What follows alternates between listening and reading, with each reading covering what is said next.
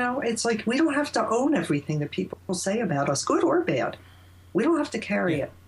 And I think my suggestion would be is if you find yourself walking around wearing everybody's opinion, is to take a look.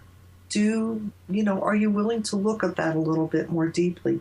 There's another exercise that I saw, it's like, ask yourself, why not? Why can't I do this? Not, you're never going to say, oh, I'm afraid of success. Very, very few people would ever admit to being afraid of success. Very few people even recognize that exists within them or even as a possibility. Just say something like, I think I'll write a book, and watch what happens inside. Listen to the voices. I think I'll write a book on this topic. You don't know anything about that. And write down what your brain is saying. What is your, what is your ego? What is your, what are you hearing in your head? What conversation is coming up for you? So if it says you don't know anything about that topic, write it down. Write down the things all the negative things that we tell ourselves. And, there's something about looking at these messages that we give ourselves in the light of day that takes a lot of the power away from them.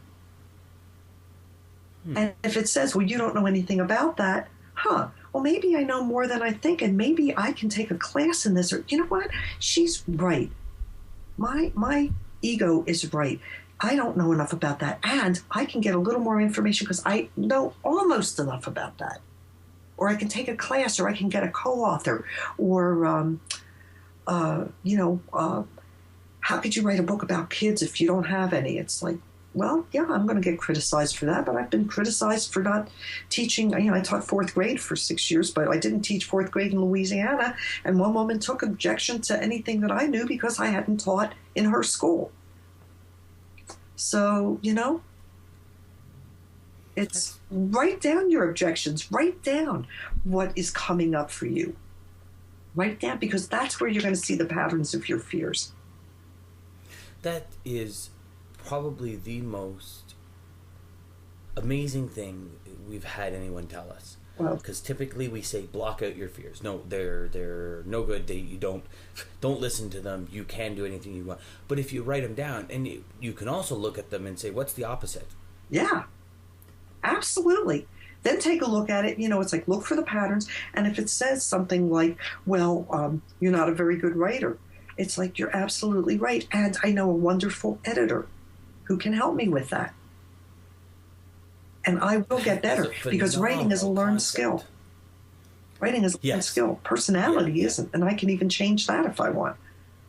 Yes, no, you're absolutely. I'm a lot of people tell me I write the way I talk, and I won't change my writing for anyone, and I don't mean to sound ignorant or egotistical about it, but that's me. That's who I am. Some people are going to love the blogs that I write, and some people are not going to like them, and I can't change that. All I could do is be transparent, give you everything that I have to give, and write about what I truly believe about.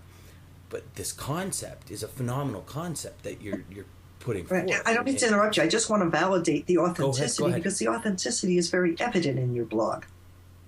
The authenticity, it's your personality is there. Do we need help with spell check? Do we need help with grammar? Absolutely. That's why I'm getting better at that all the time. And don't ever leave that to me to edit my own stuff. I have walked away from writing contracts, from book contracts and book deals, when they insisted on taking my personality out of my writing. And it's not an ego thing. It's like that sounds like something that a computer generated. If it doesn't sound like me, if somebody isn't reading this and getting the feel of who I am, then why am I bothering to write this? Yeah. So, you hang in, because that authenticity is so important. And it comes through. Thank you. That's where the passion comes from, I think. Or maybe that's where it becomes evident.